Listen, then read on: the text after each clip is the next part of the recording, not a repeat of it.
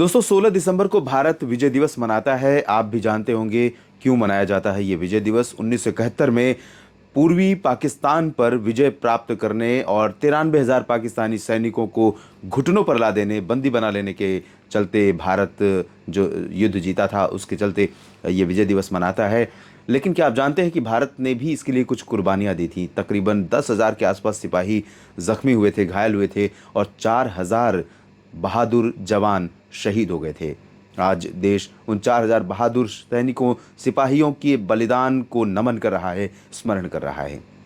लेकिन इस वीडियो में मैं थोड़ा डिटेल में आपको बताऊंगा कि क्या था पूरा मामला, क्यों ये युद्ध लड़ा गया था। दरअसल वर्ष 1971 की शुरुआत में ही जब बांग्लादेश में विरोध बढ़ने लगे थे और बांग्लादेश में पश्चिमी पाकिस्तान का जो प्रभाव था वो कम होने लगा था, तो पश्चिमी पाकिस्तान ने युद्ध छेड़ दिया और भारत इसके विरोध में था। भारत ने बांग्लादेश का साथ दिया और पूर्वी पाकिस्तान की तरफ से लड़ाई लड़ी। ढाका तक पहुंच गए थे भारतीय सिपाही, भारतीय वायुसेना के विमान, और ढाका में गवर्नर हाउस पर बम गिरा दिया गया था जिसमें उच्च अधिकारी बैठे हुए थे और उनके हाथ कांप रहे थे और वो आत्मसमर्पण करने के लिए मजबूर हो गए थे।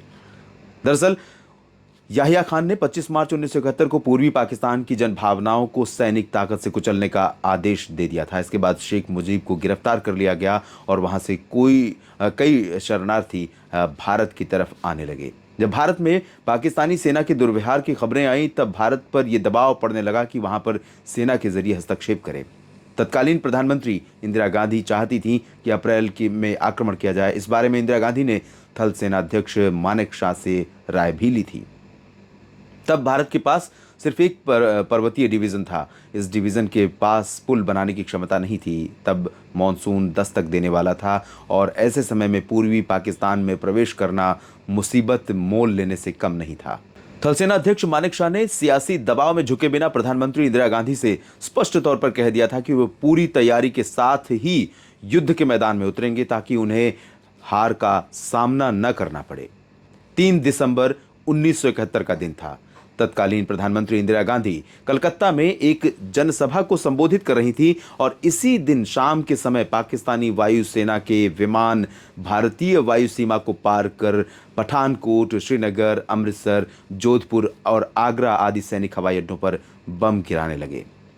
इंदिरा गांधी ने उसी वक्त दिल्ली लौटकर मंत्रिमंडल की आपात बैठक बुला ली।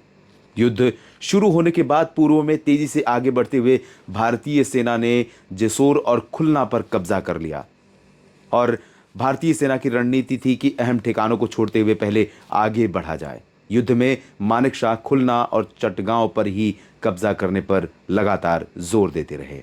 ढाका पर कब्जा करने का भारतीय सैनिकों का कोई इरादा नहीं था या उन्हें निर्देश नहीं था। 14 दिसंबर को भारतीय सेना ने एक गुप्त संदेश को पकड़ा कि दोपहर 11 बजे ढाका के गवर्नमेंट हाउस में एक महत्वपूर्ण बैठक होने वाली, जिसमें पाकिस्तानी प्रशासन के बड़े अधिकारी भाग लेने वाले हैं।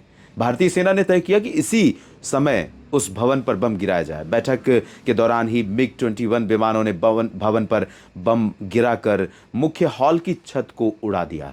गवर्नर मलिक ने लगभग कांपते हाथों से इस्तीफा लिखा था। 16 दिसंबर की सुबह जनरल जैकब को मानेक शॉ का संदेश मिला कि आत्मसमर्पण की तैयारी के लिए तुरंत ढाका पहुंचे। जैकब की हालत बिगड़ रही थी। नियाजी के पास ढाका में 26,400 सैनिक थे, जबकि भारत के पास सिर्फ 3,000 सैनिक थे, वे भी ढाका से 30 किलोमीटर दूर। भारतीय सेना ने युद्ध पर पूरी तरह से अपनी पकड़ बना ली थी। अरोड़ा अपने दल बल समेत 1-2 घंटे में ढाका लैंड करने वाले थे और युद्ध विराम भी जल्द होने वाला था। जैकब के हाथ में कुछ भी नहीं था। जैकब जब नियाजी के कमरे में घुसे तो वहां सन्नाटा छाया हुआ था और टेबल पर आत्मसमर्पण के दस्तावेज रखे हुए थे। शाम के 4:30 बजे जनरल अरोड़ा हेलीकॉप्टर से ढाका हवाई अड्डे पर उतरे। अरोड़ा और नियाजी एक मेज के सामने बैठे और दोनों ने आत्मसमर्पण के दस्तावेज पर हस्ताक्षर किए। नियाजी ने अपने बिल्ले उतारे और अपना रिवॉल्वर जनरल अरोड़ा के हवाले कर दिया। नियाजी की आंखों में एक बार फिर आंसू आ गए थे। अंधेरा घिरने के बाद स्थानीय लोग नियाजी की हत्या पर उतारू नजर आ रहे थे। भारतीय सेना के वरिष्ठ अफसरों ने नियाजी के चारों तरफ एक सुरक्षित घेरा बना लिया। बाद में नियाजी को बाहर निकाला गया। आप देखिए, भारतीय सेना युद्ध भी लड़ती है तो पूरे नियम के साथ, दुश्मन को भी जीने का मौका देती है। प्रधानमंत्री इंदिरा गांधी संसद भवन के अपने दफ्तर में एक टीवी इंटरव्यू दे रही थीं, तभी जनरल मानेकशॉ ने उन्हें बांग्लादेश में मिली इस शानदार जीत की खबर सुना दी। इंदिरा गांधी ने लोकसभा में शोर शराबे के बीच घोषणा की कि युद्ध में भारत को विजय मिली है।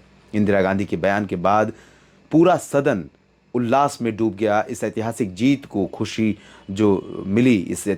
की जो खुशी मिली, आज भी हर भारतवासी उमंग, उत्साह और पूरे जोश के साथ उसका उत्सव मनाता है और भारतीय सेना के उन वीर सिपाहियों को नमन करता है।